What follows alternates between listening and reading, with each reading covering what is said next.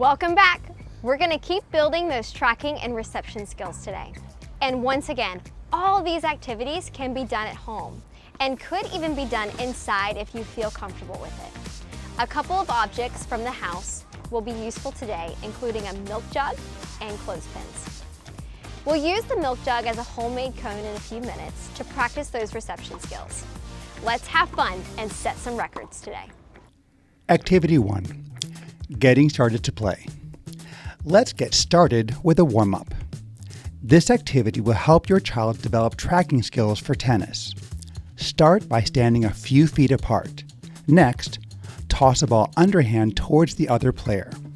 While it's in the air, the tosser calls out either 1 or 2. The receiving player then has to catch the ball after either 1 or 2 bounces. Now, it's time for skills and drills. This activity is designed for practicing reception skills. You'll need a ball and 2 milk jugs cut into scoops. Using a simple low to high motion, have your child try to pop the ball out of the top of the milk jug. Then, let the ball bounce once before trying to catch it while it's still in the air. Repeat this a few more times to get the hang of it. You can also add additional bounces for more challenge. Next up, a game development activity. You can use the milk jug scoops from the previous activity to play for a fun, modified rally game. In this activity, you and your child will use short upward motions to toss the ball back and forth to each other. The receiving player catches the ball with their jug before tossing it back to the other player. For every 4 consecutive catches completed, your child earns a point. You can use a clothespin or sidewalk chalk to visualize scoring.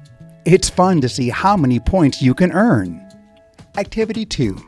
Getting started to rally. Get ready for a warm-up. This activity is called Double Trouble, and it's made to challenge your reception skills. Start by standing a few feet away from your child. Both you and your child should be holding a ball. Then, count off 1, 2, 3, toss. On toss, you and your child will both underhand toss your balls at the same time. The goal is for both of you to catch the ball being thrown after 1 bounce, but you can always add in more bounces for more fun and challenge. Let's practice our skills. This activity, a self-rally, is meant to help develop your child's backhand skills. Have your child hold the racket with their knuckles facing up. From there, have them drop a ball onto the racket strings and try to tap it high enough to reach eye level. You can also toss the ball to them to start if it helps. After letting the ball bounce once on the ground, your child can try to hit 1 more time with the same hand position. See how long you can keep the rally going. It's time to move on to game development. This game is called Roll the Dice, and it's a fun rally challenge. For this activity, you'll need a ball, a racket, and 1 die. Making big dice at home with a box and markers is a fun project and will make it easier to see the number you roll. Then, to begin, one of you should roll the dice. Whatever number is rolled, have your child try to reach that number through a bump rally. If you're looking to take it a step further, bring 2 dice and see how high you can go. Activity 4. Putting it all together. Time for a warm-up that brings it all together.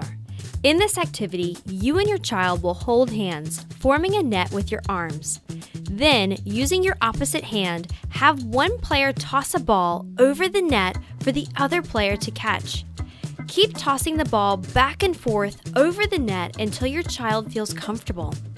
If you want to add a bit of challenge, try adding in some movement that varies the target and direction for each toss. Hopefully your child is starting to feel more comfortable sending and receiving.